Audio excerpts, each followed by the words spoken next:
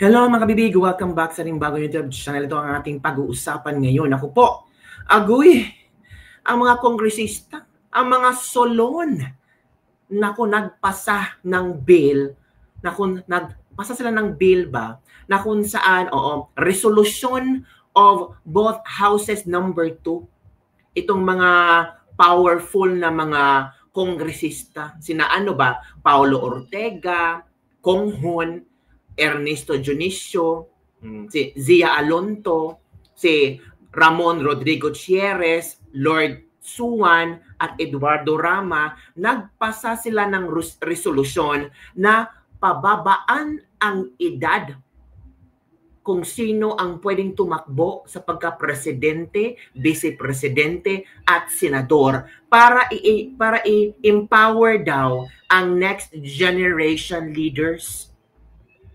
Ngayon lang kayo talaga nagpasa, no? Bakit hindi nyo pinasa noong kasagsagan ng May 2025 election? Diba? Bakit ngayon na malapit na ang 2028 election? Nag-usap ba kayo ni Tito Soto? Kasi si Tito Soto gusto din pababaan ang edad ng mga gustong tumakbong presidente. Anong pattern nyo? Para yatang meron kayong gustong umangat.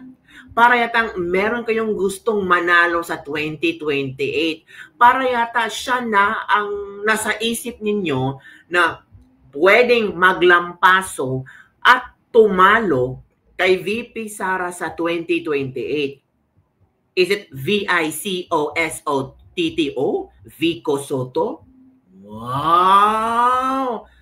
Bakit bigla-bigla na lang kayong nagpasa ng House Resolution na pababain ang mga edad ng gustong tumakbong presidente, vice-presidente, at saka mga senador? How about congressman? How about House representatives? How about governor, mayor, vice? Lahat na lang ibaba. Kasi kung lahat yan gusto yung ibaba, hindi obvious. Pero kung selective lang kayo, like president, vice president, at senator, may meaning. May hokus-pokus. Merong plano. Diba? Bakit kayo selective? Yon, kabibig, ang tanong ng maraming netizen na tila may niluluto na naman silang yaki. Ang PI na basura. Dahil kay Amy Marcos, si Amy Marcos ang nagbulgar kung sino ang nasa likod sa PI na yan. May mga taong binabayaran para pumirma sa PI, nabuking, nabigla, ekes. Impeachment ni BP Sara, unconstitutional according sa Korte Suprema. Pero may chance pa silang mag-submit ulit sa February 2026. Nitod. Ombudsman, gawing ombudsman si Boyeng Rimulya. Pero may kaso si Boyeng Rimulya sa ombudsman. At si Amy Marcos hindi niya hahayaan si Boyeng ang uupong ombudsman. Amy Marcos will do her best. Kasi alam naman ni Amy Marcos na kung si Boyeng na ang uupo, nako, lahat ng mga kaalyado sa Duterte kulong. Plunder cases, feel ko ready na yan in case of. Diba? Sabi ng mga pusa, yes, yes. Wala naman silang ibang choice kasi alam naman nila na talagang matatalo tayo sa 2028 kung uupo si Sara, delikado tayong lahat. Alam natin si Sara iba yan kumpara sa kanyang ama. Kasi Pangulong Duterte medyo may awa pa ng konti. Kasi Sara parang wala eh. Wala talaga. Nakita nila si VP Sara nagalit. Remember? Remember kung paano magalit si VP Sara at kung paano maging prangka at sasabihin talaga ni VP Sara ang katotohanan. Remember, yung sinabi ni VP Sara, si Zaldico at Martin Romualdez sila ang totoong may hawak ng budget. Maraming tumawa, nagbash, sabihin si VP Sara ang baliw yan, oto-oto, ano ba, meron ba tayong baliw na VP President? Pero ngayon, nagkaalaman na, flood control project, kasama pala ang kampanya ni Zaldico. Zaldico nawala parang bula. parang nasampal ang mga kakamping. Ay, totoo pala, no? Totoo pala sinasabi ni Sarah. Mahiya tayo sarili natin. Pinagtanggol pa natin si Martin sa Zaldico at si BBM, pero totoo pala. Nakakahiya, nakakasuklam yung mga ginagawa natin. Oo, nakakasuklam kayo. Basta, it's all about Duterte bashers kayo. Ngayon, parang hindi effective yung mga plano-plano nila, plan D na sila. Ang plan D, ay nako, babaguhin ang konstitusyon. Pababaan ang edad ng mga politikong gustong tumakong presidente, vice president at senator. Yung tatlo talaga, lahatin yun na lang. Oo, lahatin, wag masyadong halata. Huwag kayong masyadong halata. Bato sa langit. Ang matamaan, huwag magalit. Diba? Halata kaayo. Sino? Bobo ang mga netizen. Nabudol na nga ang mga tao. Magpabudol ang magpakatanga pa rin kami. Eto kabibig, i-share ko sa inyo, ha? Grabe. Shocking. Wala nang ibang choice. Ito na lang. Ang constitution na lang ang ating choice. Wala nang iba. Ito talaga ang posible nating armas. At si Vico Soto ang ating kukuning armas. Kasi si Vico marami pang mauto. Marami pang maniwala kay Vico. Fresh. Ang daming mga ginagawang maganda. Ito Sabi dito resolution of both houses of Congress proposing the call for a constitutional convention in order to propose amendments to Articles 6 and 7 of the 1987 Constitution of the Republic of the Philippines, lowering the minimum age requirement for President, Vice President, and Senator, thereby empowering the next generation of leaders. Wow. Hanggang senator lang pala. Hanggang barangay kapitan na lang. Hanggang SK na lang, pababain nyo na lahat. Diba? Napaka-selective naman, diba kabibig? So, sino ba itong mga taong ito? Ito na, Ito na. Sino ba to? Yan, Yan ang mga taong yan. Diba? So, yun ang plano nila. Para yatang sinuportahan nila si Tito Soto. Diba? Tito Soto Amendments of the Constitution. Bakit Tito Soto?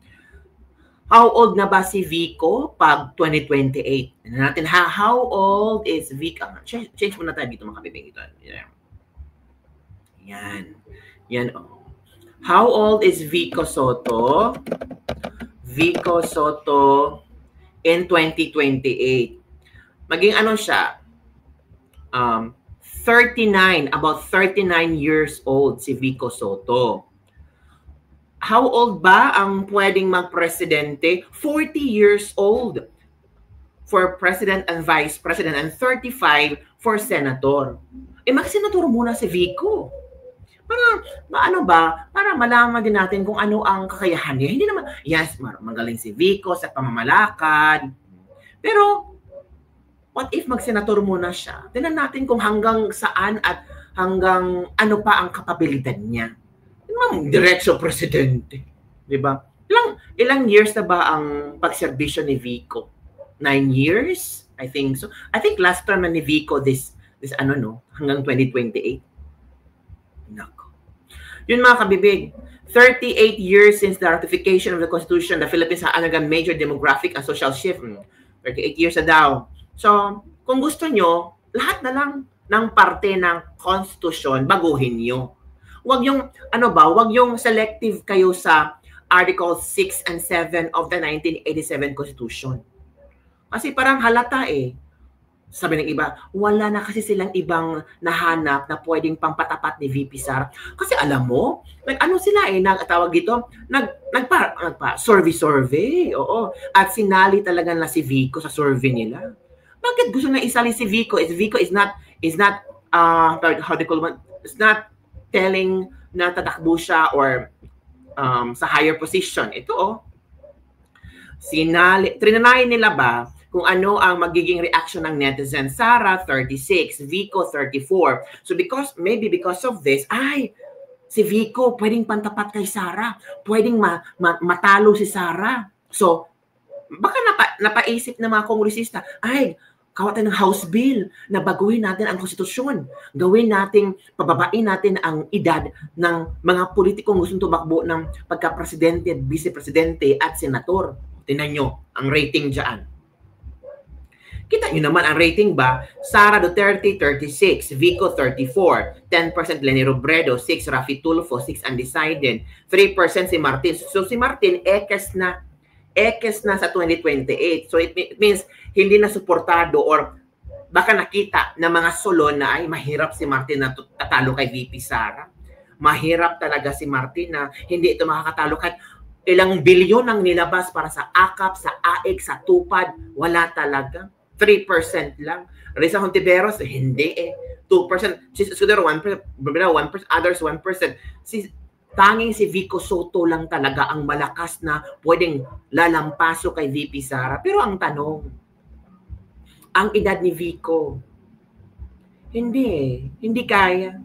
Gawin lang talaga natin para talaga may magandang laban. It's not good. Diba? At kung mapapasa ito, so kung manalo si Vico, for example, mahahawakan sa leeg si Vico. Vico ha, we amended the Constitution. Talagang we try our best na ipasok ka. So, kami ang nagpasok sa'yo, lumuhod ka. Ay, posible. Well, just wait and see kung anong mangyari sa resolusyon na ito sa Kongreso at ang mga nag-author talaga, no? Itong mga itong mga hindi gusto ang mga Duterte. Yung palaging ewan natin, ay, baka ito yung mga takot. Takot yarn. So yun, kabibig. Do you think Vico Soto, if ever ma-push through itong amendments of the 1987 Constitution for Article 6 and 7 na pababaan ang edad ng mga tumatakbong presidente, vice-presidente at senator, pwede si Vico Soto ba ang lalampaso kay VP Sara sa 2028? Agoy. Comment down below and don't forget to like, subscribe, and share this video. Bye everyone! See you next time! Mag-survey nga tayo. Kung Vico versus Sara Duterte, sino ang bobotohan niyo? Comment down below.